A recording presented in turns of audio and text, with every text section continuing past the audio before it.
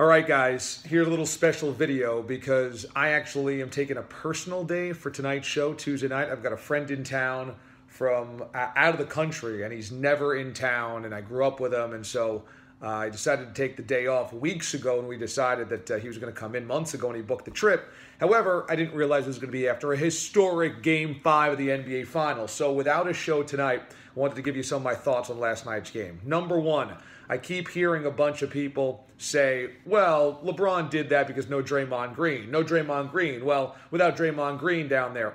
As though Draymond Green was just kind of like magically disappeared and he had no control over it. Draymond Green put himself in that situation, okay? So to act as though, well, if Draymond Green was there, no, he has to pay and be accountable for his actions, and what he did over the course of the season, including the postseason, directly led to him being out last night. So you can't just act as though, well, hypothetically, if Draymond Green was in there, he didn't get hit by a bus. It wasn't some stroke of bad luck.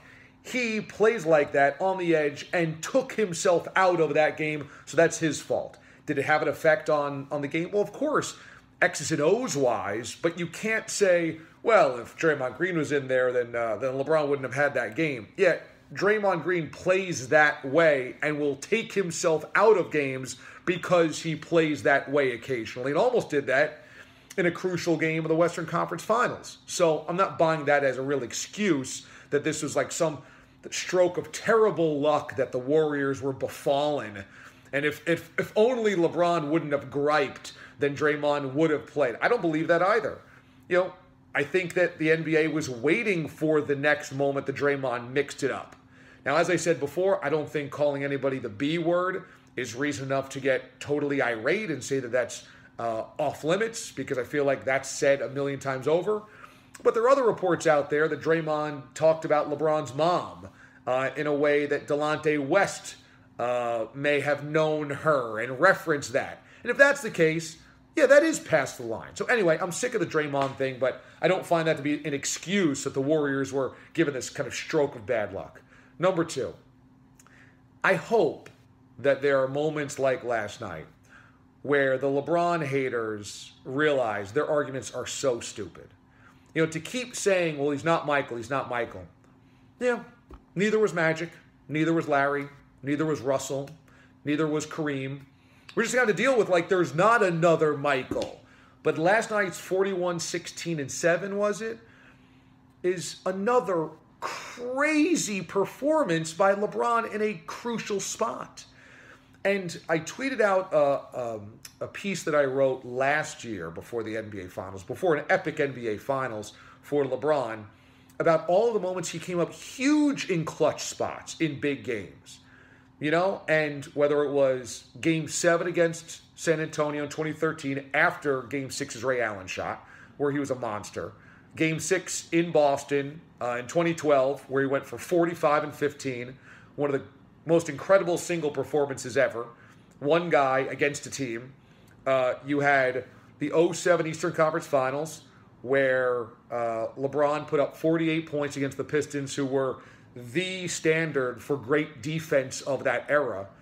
Then you have last year's NBA Finals. For all 6 games, rose to the occasion in every one of them. Averaged 36, 12, and 9. And then last night, 41 points. I mean, enough with the LeBron's not clutch. That's just the laziest analysis that people use because they don't like LeBron. And I'm not saying you got to like his personality. Maybe you don't. But don't give me that he's not clutch, because he's had 3 or 4 of the greatest postseason performances of all time in Games 5, 6, or 7s. Game 5 when he's down 3-1 last night. On the road against a 73-win team that plays pretty good defense itself. So come on. Oh, and the best individual NBA Finals anybody's ever had last year in a loss. Number 3, Kyrie. It wasn't beautiful team ball last night for the Cavs. There was a lot of ISO, a lot of LeBron and Kyrie dribbling it up and then taking an outside shot or just taking it to the basket themselves. Not a lot of passing, not a lot of flow. But my God, when Kyrie plays like that, you realize that LeBron does have a legitimate star next to him. If only Kyrie played like that more routinely. When you see that, you go, well, where was that in Game 1 and Game 2? I mean, he was totally invisible in those games in so many ways, specifically Game 2. That why didn't Kyrie bring that in the first couple of games? He's capable of that. But either way, Kyrie was just a man. That was just a man's game, high road game. If the Warriors family is still griping about LeBron taking the high road. So just an incredible performance by Kyrie. And that leads you to believe that, you know what? Cleveland stands a good chance at winning Game 6 at home if Kyrie is able to play like that. Now, I realize that's a historic performance. 2 teammates, 41 points. But that potential exists. As for Kevin Love, I mean, I thought his effort was lacking last night. I thought that his discomfort once again came through. And, I mean, what are you doing? You know, if you can't score, which he was totally tentative last night, then do everything else. Crash the boards, go after loose balls, create turnovers, do whatever you can. Find the extra pass. Because if you're not going to do any of that, why are you even on the court? The Warriors, you know, they couldn't find that next gear to catch up. And that was staggering because usually the Warriors can fall behind at home and then just barrage you to death with the threes. And they tried last night, and the shooting was off. And I don't think that's going to happen again. I mean, the way they shot in the third and fourth quarter last night, you're just like, wow, they never miss all of these shots. I mean, every shot missed. But they were lackadaisical as well. They were scattershot. They weren't in a flow. And the Warriors have a tendency to let this happen, to think that they can just bomb their way out of things.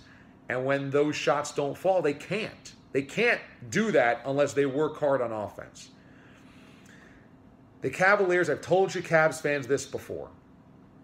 If you were going to break this curse, going to break this jinx, if you were going to break 52 years of misery, it might as well be darkest before the dawn. Just like the Red Sox down 3-0 and 0-4, down 3-1 going on the road to Golden State when all is lost. Now you've got to win again on the road into Game 7 there, even if you get to a Game 7. So this thing, the hill is still so steep to climb. But if you're going to do it, you don't sweep. If you're going to do it, it ain't easy. It's not blowouts. If you're going to do it, back against the wall, everyone counts you out, then you turn it on.